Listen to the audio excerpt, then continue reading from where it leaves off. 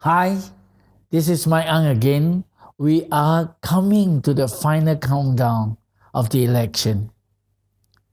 Now, it's important to know the kind of leaders that we will be electing. They will be in charge. And this must be leaders of qualities, of characters, not just on high-fluting and charisma kind of hypes, entertainment, and based on popular personalities. I mean, these are all good, but it has to be with characters. But first of all, do we know the origin of the word character? I'm going to tell you the origin of the word. I hope it has a big effect on you as it did on me, especially this coming election. Firstly, I would like to quickly mention the origin of another word that people often confuse with character to clarify the difference. And that word, as you already know, is the word charisma. I think it's often being mixed up with character today. Charisma is quite different. It's derived from the Greek word called charisma, which means ability to elicit favor from other people. Charisma is the magnetic quality of a personality that people respond to, the kind of charm oozing out from this kind of personality. These leaders have the hypnotizing power over their followers. But character has a different origin. It came from a Greek word meaning chaser, or mark life by the chaser. I'm going to repeat it because it's so important. Character is something that is chaser. A chaser is a sharp steel tool used for making of a sculpture out of a hard material like granite, marble, or wood. A chaser is also used for scraping away waste material from an object. Scraping away from stuff that might get its way in order to get into a real essential things, the word of art. The things that really matters. So in its origin, the word character isn't related to the word like charisma.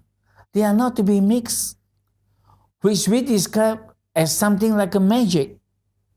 Character is to be chiseled. If you want to be shaped, you got to be chiseled of the raw materials of yourself. Just like the sculptor who have created a statue, the material is always there.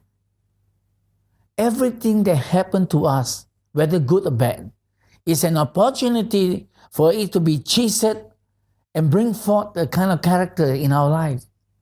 Now, Singapore character was chiseled by our pioneer leaders who give us strong values and make up right policy to shape us and make us where we are today. Our pioneering leaders are like master sculptors. They shape, they scrap, and through it all, bring out what we have now called the Singapore identity. Let me point out another distinction between character and charisma.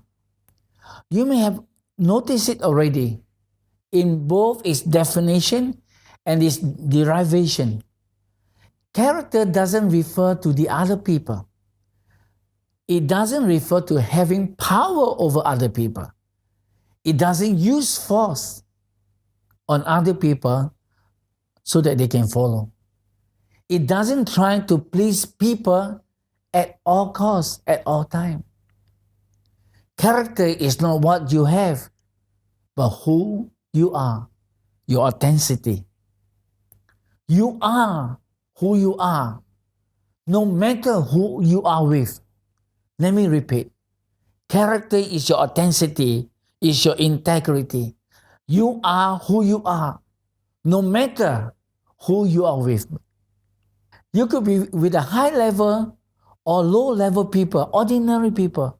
You could also be with the powerful and the rich, or interacting with weak and the poor. You could be in paradise land or caught in a desert. You could be in the calm sea or stormy waters.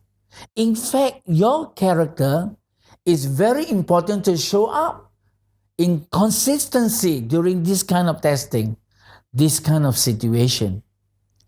It is in such trials and testing, charisma does not do any good at all. Let me just repeat. In such situation, trials and interacting with extreme group of people, charisma does not and do not do any good at all. Why? Because charisma flourishes when everything suited them well. Charisma shines brightly when it's in fair weathers. Charisma requires the support and the presence of the followers. But character is all about you. And you have to stand by yourself and in sometimes alone. That's character. Character seeks to be effective and not just to be popular. How does character and charisma play out in the real world, especially we are voting for our future leader? Let me just give you quickly the 4 types of circumstances that could easily occur. Number 1, charismatic leader can make people believe that there is a pie in the sky or the sky is going to fall tomorrow. They can energize and terrify others until it becomes overblown kind of scenario, which is later proven to be false. But a leader with character doesn't need to be anyone's Pied Piper. Instead, he or she look within for the real source of inspiration and integrity built through the years of testing, through the years of learning how to be servanthood to all. Charismatic leaders can hype up devoted and fanatical followers. Personality like this often resisted their delegating of their authority. A leader with character refrain from trying to be indispensable. Thirdly, charismatic leaders have to constantly pull out rabbits of their heads. They have to make sure that the followers are not getting bored. But a leader with character is a person of firmness, courage, stamina, and willing to speak the truth. Fourthly, charismatic leader doesn't necessarily lead from the front. They used to say to the follower, to people, I'm behind you, I'm behind you. But when a problem arises, when challenge arises, true enough, they are far, far behind. That's the charismatic leader. They lead from behind, not in front. But a leader with character may not be colorful, but their leadership by example. They lead by example. They pay the price and make the sacrifice. They make it clear that they should stand for the truth, even though it hurts. But at the end, everybody benefits. Character and charisma have been defined and debated thousands of years. But let's vote for the leader with character. And if charisma come along with that man or that lady, it's a real bonus. And we can see this in the life of Mr. Lee Kuan Yew. Come, let's vote for our leader who will lead us and live with honor. Remember, when you vote for someone in, We are giving them a mandate for them to represent you and your constituency for the next 4 or 5 years, for good or for bad. In this countdown, these are the final moments.